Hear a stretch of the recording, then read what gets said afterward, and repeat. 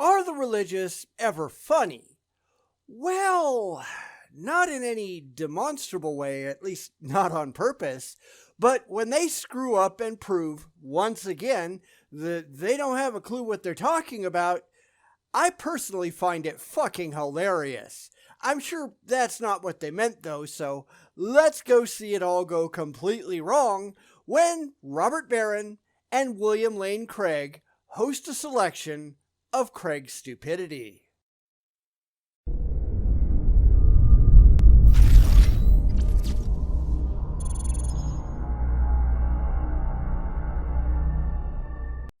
I've had people asking for more of Robert Barron, and while it's true he doesn't really do a lot here, at least he makes an appearance, so at least that's something. He and William Lane Craig seem to think that they have something hilarious to share, but really, if you think about it rationally, and you know these people are never going to do that, but if you do, the only thing that's funny is Craig's own pathetic failure. So let's go on a trip down memory lane to a discussion between Bishop Robert Barron and William Lane Craig and see why nothing they ever do impresses anybody with a brain. Enjoy! I mentioned to you today, I first discovered you in the great debates with Hitchens and Dawkins, and I remember the Sam Harris debate, especially at Notre Dame, was a strong one, a powerful one.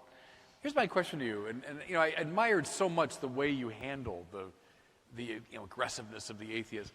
Was there ever a time in those debates where they said something that caught you short, or where you said, like, yeah, that's a legitimate point, or I never thought of it that way? Was there ever a moment where they got to you a bit, or made you think about something in a fresh way? Of course not. Oh, I'm sure he'll come up with something off the cuff, but Craig is one of those apologists who are so precisely scripted all the time that he's got an answer for anything that anyone could ever say, and if he doesn't, he'll just run around with the goalposts until he finds a point that he can answer and pretend that he's actually done anything useful. Frank Turek is largely the same way. He's got his list of things he brings up time and time again, and if someone asks him a question that he doesn't have a prepared speech for, he'll fumble around until he can find one that he does. Granted, neither of them really answer the questions that they're asked very often, especially if it comes from a non-believer, but this is just one more tactic that they use, one lifted verbatim from the scam artists, that get them back on the script that they want to be following. But anyway, let's go see what he has to say. Well, not in the debates that you mentioned. Yeah. Those were not great debates. Not from your perspective, I'm sure, but that's not really a surprise, is it? I'm sure he measures the success of debates based on how much he thinks he got over on the atheist, and if I remember right, since I haven't seen any of those debates in a very, very long time, I doubt he got anywhere rational or useful at all. Because that's one thing I've pointed out about these debates in the past. Not just Craig's, but all religious debates. They don't really go anywhere. They're not intended to get anywhere close to the truth. It's just two people, usually reading prepared statements, trying to convince a gullible audience that they were right all along. It's why I don't do that anymore. I have conversations where nothing is prepared, nobody's reading off of a script, it's just two people talking with no blind faith to fall back on and no holds barred. Not surprisingly, the religious really hate to do that. Case in point, recently I got into a debate with a so-called Christian apologist who said he'd never lost a debate. Sure you haven't. Tell us another one.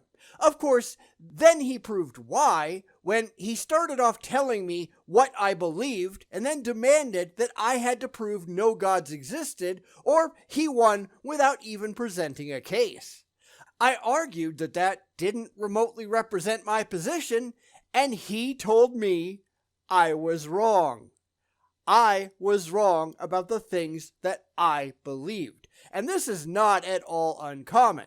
If I was an atheist, according to him, I knew for an absolute fact that no gods existed, and I had to prove it to his satisfaction, or I lost. Yeah, right. That didn't go on for long, I'll tell you that. This is the kind of mindset that a lot of theists tend to have, and I don't think Craig is that different.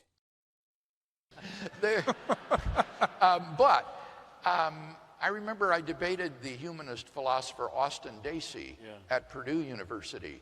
And Dacey had a number of objections that I hadn't anticipated. And the key to successful debating is preparation, to successfully anticipate the arguments of your proponents and then prepare briefs to respond to them. See? Told you so. Of course, I've seen Craig say that before, so I don't have to rely on my amazing predictive powers, but that strikes me as inherently dishonest, because of course it is. Craig will go and read the published works of his opponents and come up with answers ahead of time instead of just responding to what is said in the midst of the debate. He's got crib sheets, and if you notice, in debates, he'll steer the debate toward the things that he's already studied and prepared for, rather than just provide answers off the cuff. I think that's why he only wants to debate those with doctorates, because those people are almost certain to have written books or papers or whatnot for him to study up on. He doesn't really know how to think on his feet, and that's one reason, one among many, many, many reasons, why I think that he's a really bad debater. He's just reading out of his notes. And how pathetic is that? And I had nothing on these objections from Dacey, and so just had to wing it. And so that was a real challenge. That was one of the... What was one of the objections? I can't remember anymore. It had, I think, to do with philosophy of mind, actually, which is not my area of specialization, you see. No. Craig is an accomplished bullshit artist. He comes from a long line of bullshit artists, and their tactics really haven't changed much over the years. You can go all the way back to Duane Gish, and he's certainly not the first, where he would just pile the nonsense higher and higher and higher than the skeptic could possibly shovel it away. That tactic worked for a very long time, until the skeptics turned it back on him and started asking all kinds of questions that Gish and his cronies didn't have time to address. There have been people who have done exactly what Craig does, read up on his positions and throw him zingers out of the blue, and Craig doesn't like that very much. It's another reason why I don't think the debate format is very useful, except as a stupid stage show. Nobody learns anything because nobody says anything new. You know that in every single debate, Craig is going to find a way to bring up Kalam. He's going to work in the moral argument somewhere. It's why the debates all look essentially the same. If you've ever seen him perform once, you've seen everything he's got, and he's going to trot it all out again and again and again, near verbatim if he can. Yeah, that's not entertaining. It's certainly not educational. It doesn't tell us anything new or anything improved about the crap that Craig believes. No thanks. It was based upon arguments against the existence of God, using arguments that materialists and reductive physicalists would use in the philosophy of mind to deny the reality of the soul or the reality of the mind. And except he was using them to say there is no immaterial mental substance God. And so it was a different approach that caused me to have to go back to my study. And I thought, if I ever debate Dacey again, I'm going to be ready the next time. And so we had a rematch at the university in Fresno. Man, much better. You know, I'm wondering exactly what got cut out there. Sure, it could have just been a glitch, but I really look at these things very skeptically anymore, considering the complete inability of the religious to actually edit their videos coherently. After all, how many times have we seen where they just quit the video in the middle of a sentence? So I'm wondering if Craig said something stupid there, and his video, which was posted in July 2021, got a little snip to keep him from looking like a complete idiot. I mean, more than he usually does. I'm just curious here, but, it looks a little suspicious. Anyway, back to the question from Daisy. Now, I don't remember that debate, so I really can't address it directly, but just from what he said, had I been there, I would have held on and pushed Craig to show that the idea of a deity is reasonable in the first place, which, of course, we all know it isn't. This, again, is why a lot of theists don't like to talk to me, because I'm not willing to give them the rope that they need to hang themselves with. Their first assumption is the existence of the supernatural in some way or form. Okay, prove it. Faith doesn't count. Produce evidence or go the hell home. And they can't, therefore they fail, and Craig doesn't get any special dispensation. Can I just say this? The very first time I think I ever saw you, many years ago, it was a debate that was hosted by William F. Buckley. Yes, but John Dominic Crossan, right? I forget it. Oh, no, Peter Atkins. Well, Buckley did 2 of my debates. But it was somebody who was arguing in a very scientific way. Yeah, that was Atkins, Peter Atkins. And I remember he said, well, name me one thing that the sciences cannot adjudicate. And you rattled off like 8 things, just like this. And you see his face falling. And then Buckley, though, said, put that in your pipe and smoke it. At best, he misspoke. There are certainly things that science cannot address because the scope of science is inherently limited. But secularism, that can address anything that religion can, and then some. With the two combined, religion is toast. All it can do is make empty claims and play make-believe, whereas secular thinking can come up with some very rational, evidence-based ideas based on demonstrably functional examples. It actually works in the real world, whereas religion never does. So next, they cut away to some other video, which I suppose is what they're calling hilarious, so we'll get to that in a second. But first, does anyone find any of this at all impressive? I mean, Robert Barron is completely useless here, so I can't really be that critical of anything he's saying. But Craig, he's got nothing at all. This is why the audience of these things is always so heavily stacked with believers, so that they don't actually have to prove a damn thing to the people in the audience. When everyone already takes all of this crap on faith, nothing they say actually matters. But anyway, let's go and see their clip. Do you deny that science cannot account for everything? Yes, I do deny that science. So what can't it account for? Well, had you brought that up in the debate, I had a number of examples that I was going to give. I think there are a good number of things that cannot be scientifically proven, but that we're all rational to accept. Let me list 5. Logical and mathematical truths cannot be proven by science. Sure they can.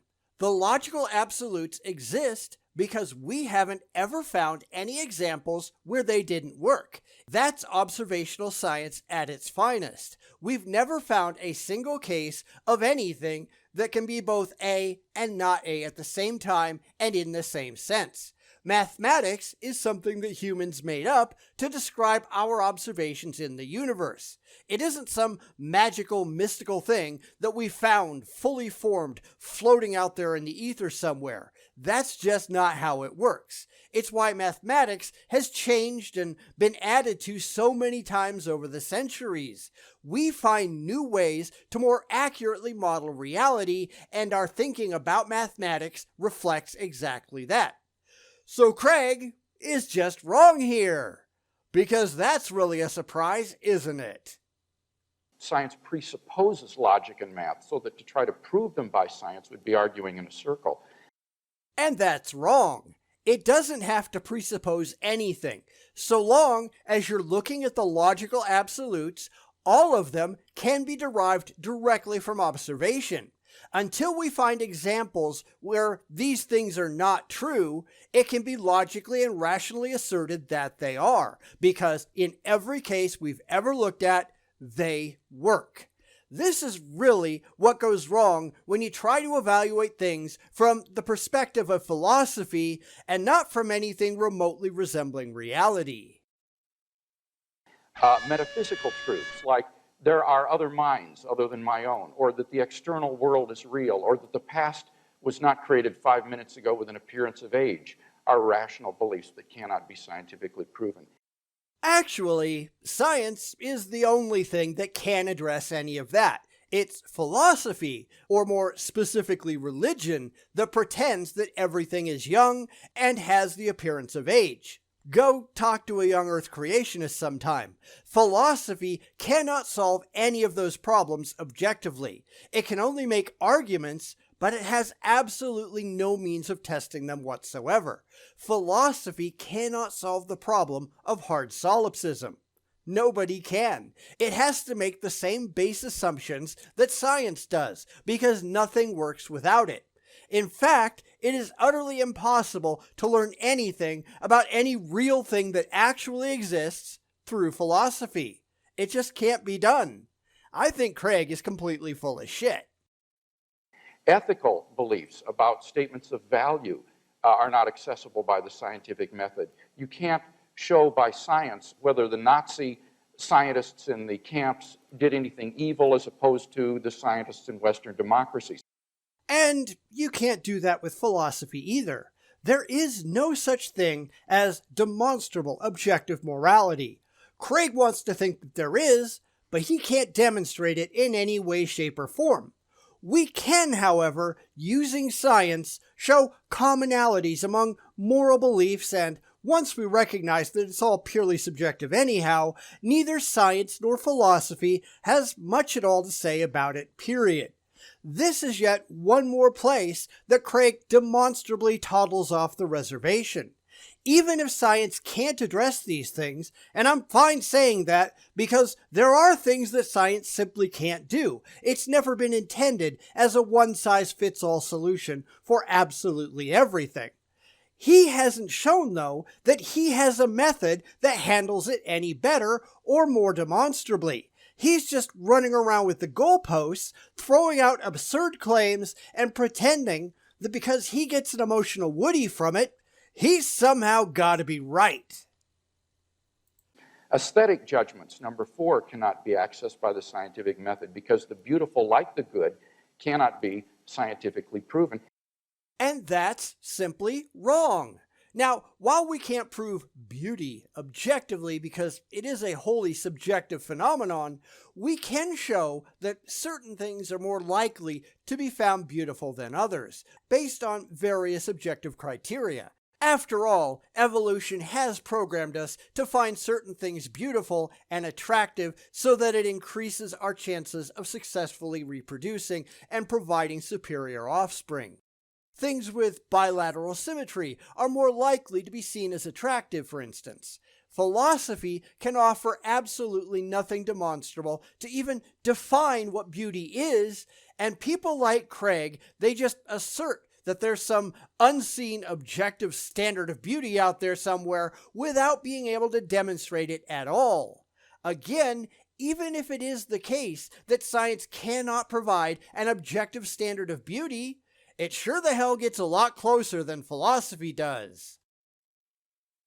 And finally, most remarkably, would be science itself. Science cannot be justified by the scientific method. Science is permeated with unprovable assumptions. Name one that you also don't hold. Go right ahead. That's really the problem because the religious, like Craig, are trying desperately to poke holes in science while not showing that their very own methodology is in any way, shape, or form superior. They can't even prove that it works as well. It's like saying Chevrolet can't get you to the moon. Well, no, but it sure as hell got your ass here tonight, didn't it? What did God demonstrably do? Prove it. Let's see your answer. For example, in the special theory of relativity, the whole theory hinges on the assumption that the speed of light is constant in a one-way direction between any 2 points A and B. But that strictly cannot be proven. We simply have to assume that in order to hold to the theory. No, we don't. Craig clearly doesn't understand how science works, and let's be honest, he doesn't care. All of our observations show that the speed of light in a vacuum has a constant speed, whether you like that or not. Just because we haven't measured it between every single 2 points in the universe doesn't mean that 100% of our observations haven't borne out the idea. If I was this guy, I'd probably look confused too. How the hell do you explain basic reality to this complete fucking retard? Because we get right back to the problem that Craig isn't offering anything demonstrably better. He's not offering anything that's even within the same realm as science. Neither philosophy nor religion can come up with better ideas that can be backed up in any way, shape, or form. It's just bald assertions made for emotional reasons. Why in the hell is anyone impressed by this crap? You're missing the So whole put that in your pipe and That's probably not the best response, but what do you say to someone who has such ridiculously unrealistic expectations and a very poor understanding of basic reality? This is really where people like Craig completely fall apart. He can't offer anything as good or better than what he's railing against. All he can do is make shit up because that's what they wish was true. Well, I don't care what you wish. I care what you can prove, and Craig and his ilk don't have anything else. They like to try to tear down science, but they don't have anything objectively real to replace it with. They don't even have a mechanism that they can propose to show that any of the things that they believe are even reasonable to accept, much less demonstrably so. I mean, if this is supposed to be hilarious, I think they've mistaken which side we ought to be laughing at. Craig was wrong on every single account, and he can propose nothing that would do the job better. So what's the point? What's ever the point when it comes to religious apologists? It isn't like they care, because clearly they don't. They think that so long as they discredit the opposition, they get to be automatically correct. And you'd think someone like Craig would know just how much nonsense that is, yet we all know he doesn't give a shit, does he? Now how fucking pathetic is that? These people are dumb. Why is anybody paying the slightest bit of attention to these fucknuts?